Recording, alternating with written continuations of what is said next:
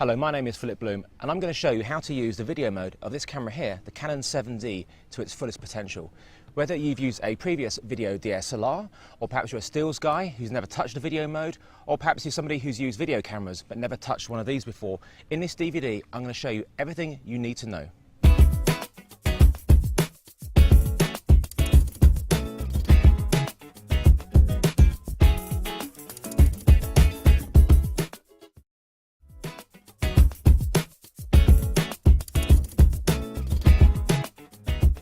To set the picture profile, in menu we just scroll down to picture style. We're going to use one of the user defined settings, number 1. I'm going to click on info and we're going to change the sharpness, knock it down to... The simplest way to get focus is simply by using the LCD panel of the 7D and just focusing with the focus barrel of the lens. And to help you get the focus points you want, you can use the zoom in button, which is up here. Now, what I want to get in focus is actually Kevin, who's over here, and as you can see, this square is the point which is going to zoom into. So what I'm going to do is I'm going to move the square over to Kevin. There we go, and then zoom in. That's 10 times zoom in, from 5 times to 10 times, until I get focus. Press it again, comes out, and I've got focus. Now this is very fiddly, you don't want to do this every time you do a shot, and that is why we use different accessories to help us get this.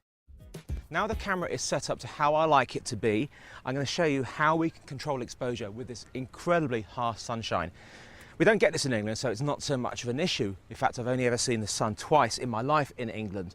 Now I've got my shutter set to 1/60th, as you can see here. The lens is actually wide open at f1.2, and as you can see, complete and utter overexposure, completely blown out. So what I can do is close down the iris to get the exposure that I want, but we have to really close it down all the way.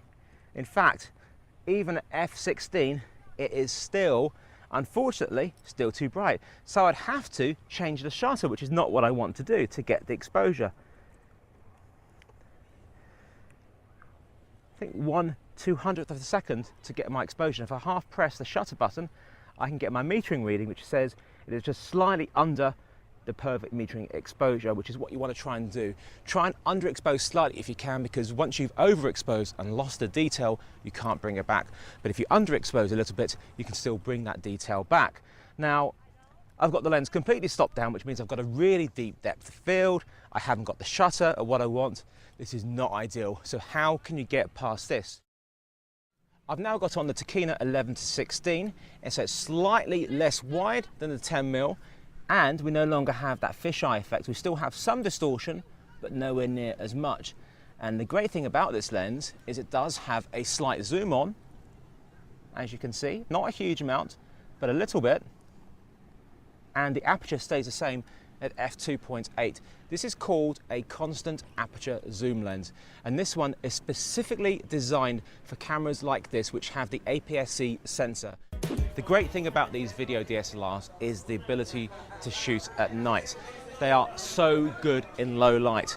At the moment, I'm actually set, bizarrely, to ISO 100. That's mainly because I've got a 1.2 50mm lens on here, and we have a very bright light source.